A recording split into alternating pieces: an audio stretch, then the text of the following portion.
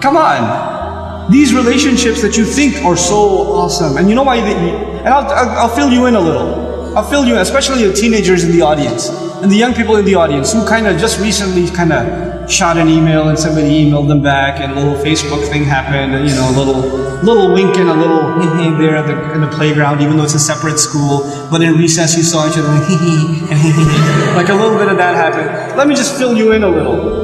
All of this is a product of low self-esteem. You think you're ugly. So if a guy thinks you're cute, you're like, really? I'm beautiful?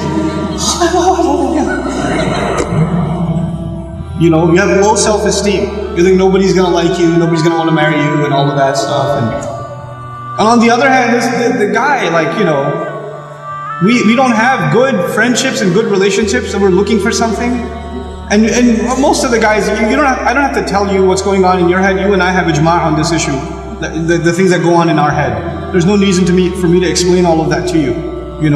But just because you have raging hormones and you're like daydreaming about girls and things like that, it doesn't mean that you're in love. It just means that you haven't controlled your temptations yet. And you're ruining somebody's life. You're ruining an entire family. You realize what you're doing? And you call it love? You tell me if she was like 50 pounds fatter, you still be in love? Because she's the same person, same ruh inside her jasad, right? If she was a burn victim or something, if her hand burnt off, or her ear was missing, you still be in love? Or you find somebody else to love all of a sudden? And if you can't answer that question honestly, then come on, you're not in love, you're just hormonal.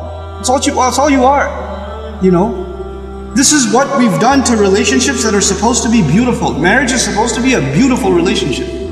It's supposed to be a lifelong relationship.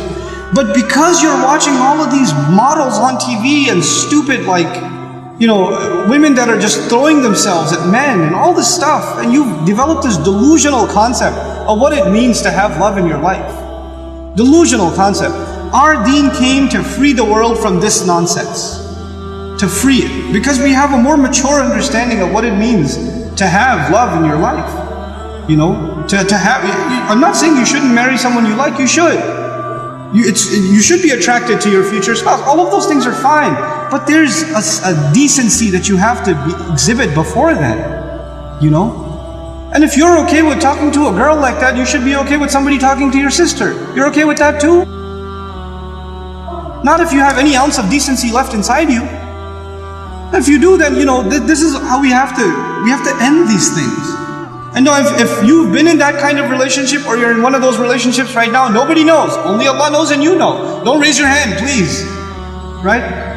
But I'm saying, you're like, after today's lecture, I have decided I no longer want to be your friend. Don't even write that, because even then you're looking for a response. You're kidding yourself. And then you're checking, did she write back? Yes, we should no longer be friends. And then you'll write back, you're right, we really shouldn't be friends anymore. And then she'll write back, yeah, never again. And then you're still doing it. Just stop, just cut it off. Just cut it off. It's not good for you. And guys, I've done a whole series on shame, so I won't repeat the whole thing because it took hours and hours and hours, but I will tell you this. It's okay to be attracted to a girl. Allah put that in you. You're not evil for finding a girl beautiful. It's not haram for you to feel that way. You have to control it. You have to control yourself. Our deen teaches us self-control. And if you cannot exhibit self-control in one aspect of your life, you'll lose self-control in other aspects of your life. Same thing for you. Same thing for you. Control yourself. Control your giggle. Control your overly friendly demeanor in certain situations. Don't be oblivious to, don't say we're just friends, or he's like a brother to me. If he ain't your brother, he ain't your brother. That's it. That's it. Either he's your brother, you share a mom, or he's not. And that's the end of it.